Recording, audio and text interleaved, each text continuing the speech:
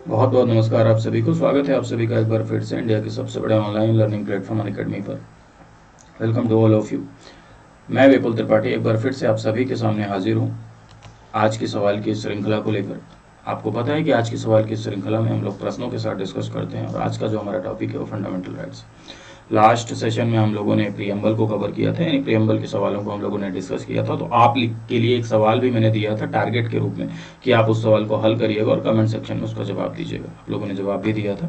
खैर, आज का जो हमारा टॉपिक है वो फंडामेंटल राइट है। आज भी हम कुछ सवालों को हल करेंगे, कॉन्सेप्ट को सीखेंगे, साथ साथ आपकी प्रैक्टिस भी होगी और उसके साथ साथ एक सवाल मैं आपको दूंगा, उस सवाल को आप खुद से क्या करिएगा, सॉल्व करिएगा। चलिए तो शुरू किया जाए।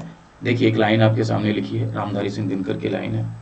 लिखा हुआ है कौन विघ्न ऐसा जग में टिक सके आदमी के मन में खम ठोक ठेलता है जब न पर्वत के जाते पाँव उखड़ मानव जब जोर लगाता है पत्थर पानी बन जाता है। कितनी बढ़िया लाइन है।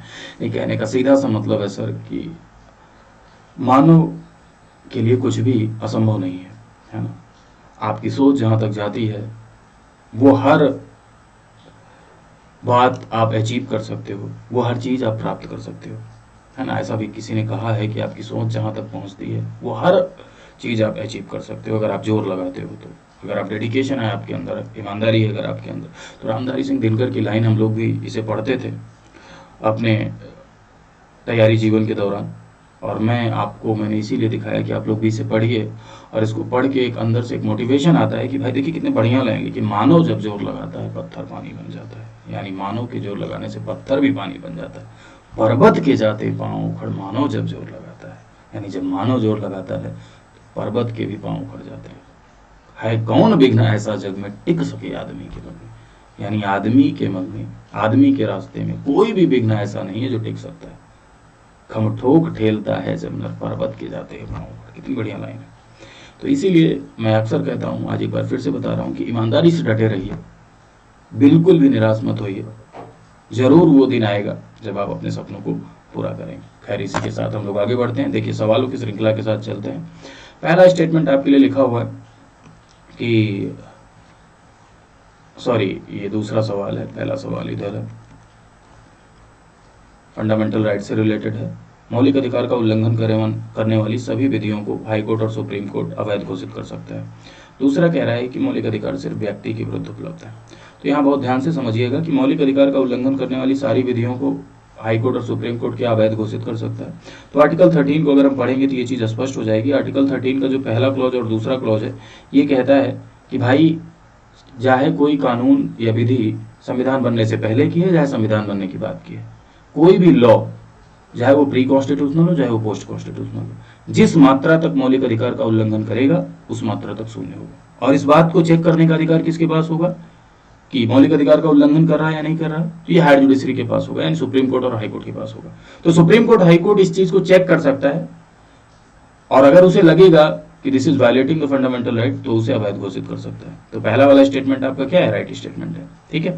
और यही सुप्रीम कोर्ट और हाई कोर्ट की इसी पावर को हम जुडिशियल रिव्यू के नाम से जानते हैं, न्यायिक समीक्षा के नाम से जानते हैं, यानी to check the constitutional validity of any law, यानी किसी भी लॉ की संवैधानिक वैधता का परीक्षण करना, इसी को हम जुडिशियल रिव्यू कहते हैं। और इसी पावर की वजह से भारत और अमेरिका का सुप्रीम कोर्ट विश्व के ताकतवर सुप्रीम कोर्ट में एक है।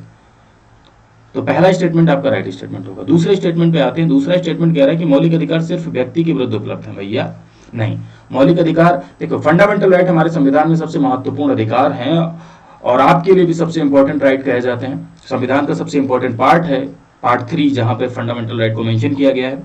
मौलिक अधिकार गारंटीड राइट्स हैं। गारंटीड राइट्स का मतलब ये होता है कि जो सुरक्षित अधिकार होते हैं, यानी मौलिक अधिकारों के लिए संरक्षण मिला है, प्रोटेक्शन मिला है जुडिशरी का। और किसके खिलाफ मिला हुआ है, तो राज्य के खिलाफ भी मिला हुआ है और व्यक्ति के खिलाफ भी मिला हुआ है। यानी राज्य यानी स्टेट भी आपके मौलिक अधिकारों को नहीं छीन सकता है, व्यक्ति भी आपके मौलिक अधिकारों को नहीं छीन सकते। तो यहाँ पर सिर्फ व्यक्ति लिखा हुआ है, इसलिए ये स्टेटमेंट गलत हो जाएगा। राज्य और व्यक्ति दोनों के खिलाफ आपको फंडामेंटल राइट्स मिले हुए हैं, ठीक है।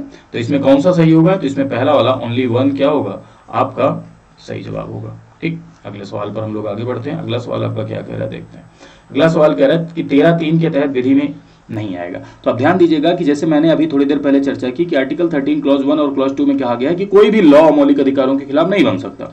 तो भाई लॉ क्या है, इस बात को भी बताना बहुत जरूरी है। इसलिए आर्टिकल 13 क्लॉज 3 में ये डिफाइन कर दिया गया कि व्हाट इज लॉ, है ना, यानी विधि क्या है, यानी कौन कौन सी बातें हैं जो विधि की श्रेणी में आएंगी, तो उसमें आदेश, अध्यादेश, नोटिफिकेशन वगैरह वगैरह सब आते हैं, नियम वगैरह, ठीक है। अब यहां पर विवाद इस पर था संविधान संशोधन अधिनियम, क्योंकि भाई अगर संविधान संशोधन अधिनियम इस लॉ की कैटेगरी में आएगा तो इसका मतलब संविधान संशोधन करके भी आप मौलिक अधिकार छीन नहीं सकते, क्योंकि भाई 13 का पहला और दूसरा कह रहा है कि किसी भी ऐसे लॉ को नहीं बनाया जा सकता जो मौलिक अधिकार के खिलाफ है।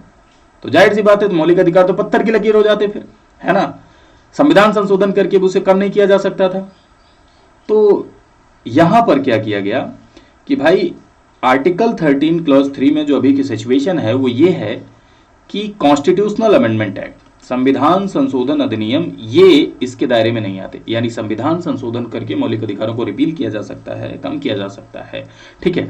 लेकिन अब संविधान संशोधन अधिनियम इसके दायरे में नहीं आते। इसका मतलब फिर अगर मान लीजिए आपने संविधान संशोधन कर दिया और मान लीजिए सुप्रीम कोर्ट के पास गया, तो सुप्रीम कोर्ट देखेगा अरे ये तो कॉन्स्टिट्यूशनल अमेंडमेंट हो गया, इसका मतलब वो रिव्यू भी नहीं कर पाएगा, वो चेक भी नहीं कर पाएगा this is violating the fundamental right और नॉट। तो कॉन्स्टिट्यूशनल अमेंडमेंट का रिव्यू तो नहीं हो सकता। लेकिन हाँ, एक आधार पर संविधान संशोधन का भी न्यायिक समीक्षा की जा सकती है, और वो आधार है बेसिक स्ट्रक्चर। क्योंकि केशवानंद भारती केस में माननीय सुप्रीम कोर्ट ने कहा है कि संविधान में संशोधन किया जा सकता है, लेकिन संविधान के मूल ढांचे को छेड़ा नहीं जा सकता, ठीक है। तो अगर कॉन्स्टिट्यूशन को अमेंड करके आप मौलिक अधिकार को रिपील कर रहे हैं, कोई दिक्कत नहीं है। लेकिन अगर संविधान के मूल ढांचे का हनन हो रहा है, तब सुप्रीम कोर्ट उसका रिव्यू कर सकता है। तो यहां पर बहुत ध्यान से समझिएगा कि आर्टिकल 13 क्लॉज 3 के अंतर्गत क्या कॉन्स्टिट्यूशनल अमेंडमेंट एक्ट आते हैं? तो नहीं आते हैं। ये आपका जवाब होगा, ठीक है। इसमें ये आपका सही जवाब होगा इस सवाल में। तो दूसरा सवाल जो बनेगा ये बनेगा कि कॉन्स्टिट्यूशनल अमेंडमेंट एक्ट का क्या रिव्यू हो सकता है? तो हाँ, बेसिक स्ट्रक्चर के आधार पर रिव्यू हो सकता है। यानी अगर मूल ढांचे का हनन हुआ है तभी इसको शून्य घोषित किया जा सकता है, अन्यथा नहीं। चलिए आगे आते हैं हम लोग। हाँ, अब इस ये बात आर्टिकल 13 क्लॉज 3 में विधि की परिभाषा है, यानी लॉ की परिभाषा दी गई है, ठीक है। आगे आते हैं हम लोग। और अनुच्छेद 13, मतलब एक बात समझिए, देखिए इसको अगर आप बहुत डिटेल में पढ़ना चाहते हैं तो प्लस पे मैंने 13 1.5 घंटे लगभग पढ़ाया है। 13 को पढ़ने के लिए ढेर सारे डॉक्ट्रिन्स पढ़ने पड़ते हैं, ढेर सारी बातें पढ़नी पड़ती हैं। एक लाइन में अगर आर्टिकल 13 अगर मैं बताना चाहूँ तो 13 का जो पहला और दूसरा क्लॉज है वो सीधा सा कह रहा है भैया मौलिक अधिकारों के अगेंस्ट कोई भी विधि नहीं बनेगी। 13 का जो तीसरा क्लॉज है वो कह रहा है कि आखिर विधि क्या है, यानी आखिर लॉ क्या है, ठीक है। और 13 का जो चौथा क्लॉज है वो कह रहा है कि भाई देखो कॉन्स्टिट्यूशनल अमेंडमेंट एक्ट जो है ये 13(3) के अंतर्गत विधि की परिभाषा में नहीं आएंगे, ठीक है। चलिए आगे आते हैं हम लोग। अगला सवाल क्या है? अगला सवाल कह रहा है निम्नलिखित कथनों पर विचार कीजिए। भारत में मौलिक अधिकार अमेरिकी संविधान से प्रेरित हैं। दूसरा, मूल संविधान में मौलिक अधिकारों को 7 भागों में बांटा गया था। तीसरा, अधिकतर मौलिक अधिकार निगेटिव नेचर के हैं। तो इसमें पहला स्टेटमेंट तो बिल्कुल सही है भैया, मौलिक अधिकार अमेरिका के संविधान से प्रेरित हैं, और पहला ऐसा देश है जिसने लिखित रूप में लिखित संविधान में मौलिक अधिकारों को शामिल किया है ना, वो है अमेरिका, संविधान संशोधन करके। और अमेरिका में मौलिक अधिकारों को जगह दी गई, वहीं से इंस्पायर होकर भारत में भी मौलिक अधिकारों को रखा गया। मौलिक अधिकार ओरिजिनल कॉन्स्टिट्यूशन में इंडिया में 7 भाग में बांटे गए थे, यानी 7 भाग में कैटेगराइज किए गए थे। इसमें एक था राइट टू प्रॉपर्टी, जिसे 44th कॉन्स्टिट्यूशनल अमेंडमेंट के द्वारा रिपील कर दिया गया, यानी हटा दिया गया। अब उसे क्या कर दिया गया? विधिक अधिकार बना दिया गया, यानी कि लीगल राइट बना दिया गया। अब राइट टू प्रॉपर्टी, संपत्ति का अधिकार, हमारा मौलिक अधिकार नहीं है। पहले संपत्ति का अधिकार हमारा मौलिक अधिकार था, लेकिन 44th अमेंडमेंट के द्वारा उसे लीगल राइट बनाया गया और 300A में ले जाके रखा गया। अब यहां समझिएगा, ओरिजिनल कॉन्स्टिट्यूशन में ये 7 था, तो मूल संविधान लिखा हुआ तो ये सही हो जाएगा। लेकिन अगर संविधान में लिखता तब ये गलत हो जाता, ठीक है, क्योंकि अभी मौलिक अधिकारों के कुल कितने भाग हैं? 6। अधिकतर मौलिक अधिकार negative in nature. Negative in nature का मतलब ये है कि मौलिक अधिकार निगेटिव नेचर के हैं, नकारात्मक प्रकृति के हैं। हाँ, सारे पूरी तरीके से एब्सोल्यूट सेंटेंस में नहीं बोल सकते कि सारे मौलिक, हाँ अधिकतर मौलिक अधिकार निगेटिव नेचर के हैं, यानी नकारात्मक प्रकृति के हैं। इसका मतलब ये है कि राज्य के खिलाफ यानी स्टेट के अगेंस्ट संरक्षण मिला हुआ। अगर आप मौलिक अधिकारों को पढ़ेंगे तो उसमें देखिए state shall not discriminate, state ऐसा नहीं करेगी, राज्य ऐसा नहीं करेगी, ठीक है। तो एक नकारात्मक सेंस निकल के सामने आता है कि राज्य के ऊपर बाध्यकारी है ना। राज्य के खिलाफ आप जुडिशरी का दरवाजा खटखटा सकते हो, और राज्य के ऊपर क्या है? बाध्यकारी है, कोर्ट में इन्फोर्सिएबल है। तो अधिकतर मौलिक अधिकार क्या है? नकारात्मक संदर्भ के हैं, यानी निगेटिव सेंस में। तो ये पहला वाला स्टेटमेंट भी आपका सही है, दूसरा वाला भी स्टेटमेंट आपका सही है, तीसरा वाला भी स्टेटमेंट आपका सही है। तो इसमें कौन सा सही होगा? असत्य पूछ रहा है भैया, ध्यान दीजिएगा, पूछ रहा है कौन सा गलत है। तो ये भी सही है, ये भी सही है ना, ये भी सही है। तो गलत कोई नहीं गलत होगा। ठीक है, चलिए आशा करते हैं आप लोग समझ गए होंगे। आगे आते हैं, अगला सवाल कह रहा है कि अधिकार किसी व्यक्ति को अपने लोगों, अपने समाज और सरकार के प्रति दावा है। अधिकार ये अपेक्षा करते हैं कि हम अन्य के अधिकारों का क्या करें? सम्मान करें। चलिए सत्य कथन बताना है। तो सबसे पहला स्टेटमेंट, अधिकार किसी व्यक्ति का अपने लोगों, अपने समाज और सरकार के प्रति दावा है। तो राइट्स क्या होते हैं? राइट्स आर क्लेम, नहीं सिर्फ क्लेम नहीं, रीजनेबल क्लेम, तार्किक दावा होता है। ठीक है, तार्किक। अब क्लेम का मतलब ये नहीं कि आप कुछ भी दावा ठोक रहे हैं कि हमको भैया मर्डर करना है, हाँ ऐसा थोड़ी ना हो सकता है। तो अधिकार क्या है? तार्किक दावे हैं, हाँ, समाज से, सरकार से। ठीक है, और किसी भी डेमोक्रेटिक कंट्री में आप देखेंगे कि अधिकार का एक महत्वपूर्ण रोल होता है, यानी अधिकार को तवज्जो दी जाती है, क्योंकि ये लोकतंत्र के एक अभिन्न भाग के रूप में माना जाता है कि जहां एक सुरक्षित अधिकार मिलते हैं वही लोकतंत्र है ना, वही जनतंत्र है। तो अधिकार की अगर हम परिभाषा के रूप में देखें तो अधिकार क्या है? अधिकार वही होते हैं जिन्हें क्लेम किया जा सके। अब हर चीज तो क्लेम नहीं की जा सकती भाई, रीजनेबल क्लेम, यानी वही क्लेम किया जा सकता है जो क्या है? तार्किक हो। तो अधिकार व्यक्ति का अपने लोगों, अपने समाज और सरकार के प्रति क्या है? दावा है। ठीक है, चलिए आगे आते हैं। अधिकार ये अपेक्षा करते हैं, हाँ जाहिर सी बात है सर कि आपको अधिकार दिया गया, आपको स्वतंत्रता का अधिकार दिया गया है, तो इसका मतलब ये नहीं है कि आप सामने वाले की स्वतंत्रता को भंग कर दें। आप छाता लेके जा रहे हैं और जो है छाता घुमा रहे हैं, कह रहे हैं हाँ भैया मैं दीवाना, ठीक है, करते हुए आप जा रहे हैं और कोई रास्ते में आदमी मिला और आपके छाते घुमाने के चक्कर में उसकी नाक पे चोट आई, उसकी नाक टूट गई। अब उसने कहा कि भैया ऐसा क्यों किया? भैया हमारे पास तो अधिकार था, राइट टू मूवमेंट का, हम टहल रहे थे, छाता घुमा रहे थे। तो इसका मतलब ये नहीं है कि आप हाँ अपने अधिकार का इस तरह से प्रयोग करें कि दूसरे अधिकारों का हम सम्मान न करें। आपका अधिकार वहां समाप्त हो जाता है, आपकी स्वतंत्रता वहां समाप्त हो जाती है जहां दूसरे वाले की स्वतंत्रता भंग होती है। ठीक है, तो अधिकार का मतलब ये नहीं है कि एब्सोल्यूट तरीके से दिए जाएं, एकदम आत्यांतिक होते हैं, जो मन में आए भैया वो कर लो। ठीक है, तो ये बिल्कुल सही बात है कि अधिकार ये अपेक्षा करते हैं कि हम अन्य के अधिकारों का भी सम्मान करें। तो दोनों स्टेटमेंट इसमें क्या होंगे? राइट स्टेटमेंट होंगे, यानी सत्य कथन होंगे। तो इसमें कौन सा सही होगा? बोथ 1 और 2। ठीक है, अगले सवाल पर आते हैं कि अगला सवाल आपका क्या कह रहा है। तो अगला सवाल है, राज्य की परिभाषा निम्नलिखित में से कौन सा शामिल नहीं है? राज्य की परिभाषा, तो जब हम लोग फंडामेंटल राइट यानी मौलिक अधिकार पढ़ते हैं तो मौलिक अधिकार इंडियन कॉन्स्टिट्यूशन के पार्ट 3 में अनुच्छेद 12 से लेके यानी आर्टिकल 12 से लेके आर्टिकल 35 तक मेंशन्ड है, यानी दिए गए हैं। आर्टिकल 12 से लेके 35 तक मौलिक अधिकारों को 6 भाग में बांटा गया है।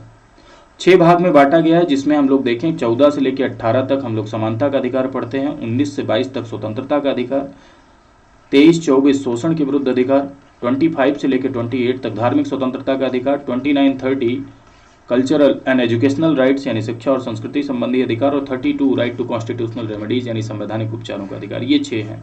ठीक, अब इसमें आर्टिकल 12 14 से ये शुरू होता है समानता, इसके पहले 12 में ही 13 मैंने आप थोड़ी देर पहले जिक्र किया ही कि 13 में क्या है। ठीक है, 13 जुडिशियल रिव्यू को रिफ्लेक्ट करता है। 12 में राज्य की परिभाषा दी गई है, यानी डेफिनेशन ऑफ स्टेट है। आखिर डेफिनेशन ऑफ स्टेट में कौन क्या आता है? तो भारत की सरकार, क्या ये राज्य की परिभाषा में आती है? हाँ, तो भारत की सरकार भी आती है, संसद भी आती है, राज्यों की सरकारें भी आती हैं, राज्य विधानमंडल भी आते हैं, है ना, लोकल जिला बोर्ड, लोकल अथॉरिटी, ये सब जो है राज्य की परिभाषा में आते हैं। ठीक है, ऐसा कोई निकाय जो राज्य की संस्था के तौर पे कार्य करता है, ठीक है, ऐसा कोई निजी यूनिट भी राज्य की इंस्टीट्यूशन के तौर पे कार्य करती है, तो वो सब राज्य की परिभाषा में आती है। इसमें पूछ रहा है कि कौन सा राज्य में शामिल नहीं थी। ये जो तीनों लिखा हुआ है ये तीनों राज्य की परिभाषा में आता है, ये भी आता है, ये भी आता है, ये भी आता है। ठीक है, तो सत्य कथन का चयन कीजिए। कथन होगा भैया यहाँ पे, तो राज्य की परिभाषा में तो ये तीनों शामिल है, ये सब, ये भी राज्य है, सरकार, संसद, राज्य की सरकारें, राज्य विधानमंडल, है ना, लोकल अथॉरिटी। तो इसमें पूछ रहा है कि कौन सा नहीं है, तो भैया इसमें नन ऑफ द एबव होगा। क्लियर है? चलिए अगले सवाल के साथ चलते हैं। अगला सवाल क्या कह रहा है, निम्न में से कौन अनुच्छेद 13 से संबंधित है? तो आर्टिकल 13 मैंने आपको बताया कि आर्टिकल 13 का पहला और दूसरा क्लॉज है ना, कि मौलिक अधिकारों के खिलाफ विधियां नहीं बन सकती, लॉ आदेश नहीं आ सकता। ठीक है, और आर्टिकल 13 के क्लॉज 3 में क्या दिया गया है? डेफिनेशन ऑफ लॉ यानी विधि की परिभाषा दी गई है। ठीक, तो यहाँ पर लिखा न्यायिक समीक्षा। तो भैया एक बात बताइए कि अगर मान लीजिए कोई ऐसा कानून बना या लॉ बना जो मौलिक अधिकार के खिलाफ हुआ, तो संविधान क्या कह रहा है कि भैया मौलिक अधिकारों के खिलाफ ऐसा कोई विधि नहीं बन सकती। लेकिन इस बात की समीक्षा कौन करेगा? ये चेक कौन करेगा? किसके पास ये चेक करने का राइट है? तो जुडिशरी के पास है। और जुडिशरी की यही पावर, कौन से जुडिशरी के पास है? सुप्रीम कोर्ट और हाई कोर्ट के पास। और जुडिशरी की यही पावर क्या कहलाती है? न्यायिक समीक्षा। तो अगर मैं आपसे कहूं कि क्या आर्टिकल 13 जुडिशियल, हालांकि आर्टिकल 13 में डायरेक्ट जुडिशियल रिव्यू शब्द नहीं लिखा है, लेकिन क्या ये जुडिशियल रिव्यू को रिफ्लेक्ट करता है? हाँ, विधि की परिभाषा ये तो दी ही हुई है आर्टिकल 13 में, तो ये दोनों क्या है? सही है। तीसरा क्या कह रहा है? अरे ये दोनों यही लिखा है कि फर्स्ट एंड सेकंड दोनों, तो ये दोनों होगा, क्या होगा? सही होगा, दोनों आर्टिकल 13 से क्या है? संबंधित है। ठीक है, चलिए अगले सवाल पर आते हैं। तो अगला सवाल इसी के साथ ये मेरा उद्देश्य था यहाँ पर आर्टिकल 12, 13 से रिलेटेड सवालों को कराना। अब इसके बाद जब नेक्स्ट सेशन में मिलेंगे तो 14 से लेकर 18 तक के सवालों को कराएंगे। ठीक है, दूसरा जो फंडामेंटल राइट का सेशन होगा। अब टेस्ट और नॉलेज पे आ जाते हैं। तो लास्ट डे जो सवाल जो है मैंने आपको दिया था, उस सवाल को थोड़ा डिस्कस कर लेते हैं। लास्ट डे ये सवाल मैंने पूछा था कि प्रस्तावना विधायिका की शक्ति का स्रोत है। दूसरा, प्रस्तावना संविधान के उपबंधों की व्याख्या मददगार है। तो सेकंड स्टेटमेंट सही है कि अगर, देखिए, प्रस्तावना संविधान का भाग है, preamble is a part of constitution. अगर संविधान के किसी भी प्रोविजन की व्याख्या में कोई संदेह उत्पन्न होता है, कोई डाउट उत्पन्न होता है, अस्पष्टता, अनक्लियरिटी उत्पन्न होती है, तो न्यायालय उसकी व्याख्या करते समय प्रियम्बल का सहारा ले सकता है। यानी प्रस्तावना कॉन्स्टिट्यूशन के प्रोविजंस की व्याख्या में मददगार। ये स्टेटमेंट सही। दूसरा, अब ये शक्ति का स्रोत है ना भैया, विधायिका के किसी भी प्रियम्बल के किसी भी कंटेंट को आधार बनाकर लेजिस्लेचर को, यानी कानून बनाने की संस्था को पावर नहीं मिलती। यानी लेजिस्लेचर की पावर का सोर्स कॉन्स्टिट्यूशन है। अगर आपसे पूछा जाए कि लेजिस्लेचर की पावर का सोर्स क्या संविधान है, तो हाँ कॉन्स्टिट्यूशन है, कॉन्स्टिट्यूशन के प्रोविजंस है, हाँ है, लेकिन क्या प्रियम्बल है? तो प्रियम्बल नहीं है। ठीक है, प्रियम्बल शक्ति का स्रोत नहीं है। ठीक है, हाँ ये बात जरूर है कि कॉन्स्टिट्यूशन को शक्ति कहां से मिलती है? जनता से मिलती है। और ये बात संविधान में कहां दिखाई पड़ रही है? तो ये बात संविधान में प्रियम्बल की पहली लाइन पे दिखाई पड़ती है, be the people of India, है ना, कि संविधान को शक्तियां कहां से मिलती है? जनता से। लेकिन यहां ये नहीं कह रहा है, यहां कह रहा है कि विधायिका यानी लेजिस्लेचर, लेजिस्लेचर मतलब कानून बनाने की संस्था, तो उसकी पावर का सोर्स क्या प्रियम्बल है? हाँ, क्या प्रियम्बल? नहीं, ऐसा नहीं है। तो ये क्या हो जाएगा? प्रियम्बल इन्फोर्सिएबल भी नहीं है। प्रियम्बल को आधार बनाकर हम कोर्ट में भी चैलेंज नहीं कर सकते हैं, है ना, प्रियम्बल के किसी कंटेंट को आधार बना के भैया ये संविधान में लिखा ये चाहिए। ठीक है, तो प्रियम्बल इन्फोर्सिएबल भी नहीं है, जस्टिसिएबल भी नहीं है, और वो सोर्स ऑफ पावर भी नहीं है। ठीक है, चलिए, तो ये स्टेटमेंट आपका रॉन्ग हो जाएगा। तो इसमें कौन सा सही होगा? सही उत्तर अगर देखा जाए तो ओनली 2। ये पिछला वाला आपका सवाल था। इसके बाद हम लोग आज जो आपके लिए सवाल है, ये सवाल है, देखिए, निम्नलिखित कथनों पर विचार कीजिए। मौलिक अधिकार न्यायालय में वाद योग्य हैं। सभी मौलिक अधिकार आत्यांतिक नहीं है। मौलिक अधिकार नागरिकों के साथ साथ विदेशियों को भी प्राप्त है। ठीक है, तब इसमें आपको बताना है कि सत्य कथन कौन सा है, और ये आपके लिए है। आप इसे कमेंट सेक्शन में बताइएगा। ठीक है, और इस पर अपना प्रयास करिएगा। अगले सेशन में हम लोग इसका आंसर क्या करेंगे?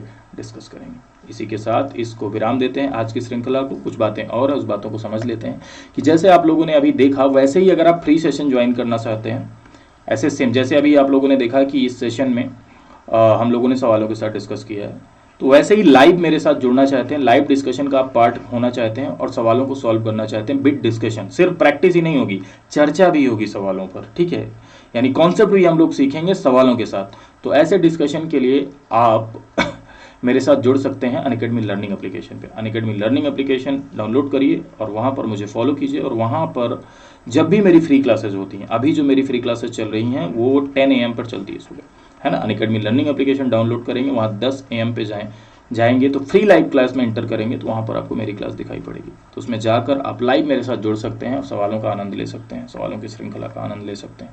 और इसी के साथ अगर आप पूरा का पूरा थ्योरी कोर्स पढ़ना चाहते हैं तो आपके लिए एक ऑफर है कि अगर 1 महीने का कोई सब्सक्रिप्शन अनअकैडमी प्लस का लेते हैं तो आपको 2 महीने का एक्स्ट्रा मिल रहा है। और ध्यान दीजिएगा कि व्हाट इज प्लस, प्लस क्या है, तो अनअकैडमी प्लस पर सारे के सारे आपको स्ट्रक्चर्ड कोर्सेज मिलते हैं। अनअकैडमी प्लस पर जैसे अभी अगर आप अनअकैडमी लर्निंग एप्लीकेशन डाउनलोड करते हैं तो आप बहुत सारे कंटेंट आपको फ्री में भी मिलते हैं, है ना। फ्री में भी क्लासेस चलती रहती हैं, हर घंटे चलती रहती हैं। तो फ्री में क्या होता है कि स्ट्रक्चर्ड रूप में आपको सब कुछ नहीं मिल पाता है ना। कभी कोई क्वेश्चन की क्लास चल रही है, कभी किसी स्पेशल टॉपिक की क्लास चल रही है। तो अनअकैडमी प्लस के साथ अगर आप जुड़ते हैं तो उसमें क्या होता है कि जितने भी टीचर हैं सबकी क्लास आप कर सकते हैं, सबके पुराने वीडियो रिकॉर्डेड देख सकते हैं, लाइव देख सकते हैं, जितने भी बैचेज चलते हैं सब में आपको एक्सेस मिलता है। यानी आपको कंप्लीट एक्सेस मिल जाता है अनअकैडमी प्लस का सब्सक्रिप्शन लेने पर। जिस भी गोल की के लिए आप तैयारी कर रहे हैं अगर उस गोल में आप सब्सक्रिप्शन लेते हैं। जैसे आप एसएससी की तैयार रहे हैं तो एसएससी का कंप्लीट एक्सेस मिल जाएगा सारे टीचर से पढ़ने का। पीसीएस की कर रहे हैं, अभी हम लोग यहाँ किसकी बात कर रहे हैं, यूपीपीएससी की, है ना। UPPSC and UP triple SC से संबंधित अगर आप तैयारी कर रहे हैं तो आप अनअकैडमी के प्लस का सब्सक्राइब कर सकते हैं। उसमें आप अपने दोस्तों से फीडबैक ले लीजिए, पूछ लीजिए कि कैसा रिस्पॉन्स है, उस हिसाब से आप सब्सक्राइब कर सकते हैं। स्कॉलरशिप टेस्ट भी चल रहा है कि अगर आप मनी इशू है और आप प्रतिभाशाली हैं, आप खुद से पढ़ते हैं, तो आप स्कॉलरशिप ये जो प्लान है इसमें भाग ले सकते हैं। संडे को 11 बजे ये टेस्ट होता है और इसमें अगर आपकी रैंक फर्स्ट आती है तो 1 साल का आपको फ्री सब्सक्रिप्शन मिलेगा। और इसके साथ साथ अगर आप पे करना चाहते हैं तो कुछ पॉइंट्स और हैं, देख लीजिए कि अगर आप घर में बैठ के क्लास कर सकते हैं, टॉप एजुकेटर से पढ़ने का मौका मिलेगा, मेंटरशिप गाइडेंस मिलेगा, स्टडी मटेरियल सब कुछ अवेलेबल है, यानी कंप्लीट तैयारी। ये सारे बैच कोर्सेज भी हैं अपने यहाँ, Pragati complete course for the UPPCS RO और ये प्रीलिम का मेंस का 12 मंथ का फाउंडेशन बैच है। तो ये सारे के सारे बैचेज, जितने बैचेज आते हैं सब में आप इनरोल कर सकते हैं। खैर सब में इनरोल करने की जरूरत नहीं है, जिसकी आप तैयारी कर रहे हैं उसमें आप इनरोल करिए, ठीक है। ये सारे पॉपुलर एग्जाम्स हैं, इन सारे पॉपुलर एग्जाम की आप तैयारी कर सकते हैं अनअकैडमी प्लस के साथ जुड़ के। और कॉम्बो बैच भी है, अगर आप एमपी का, यूपी का, उत्तराखंड का, बिहार का सबका एग्जाम देते हैं तो कॉम्बो ऑफर भी आया है, इसमें भी आप जुड़ सकते हैं। और ये फीस स्ट्रक्चर है सर।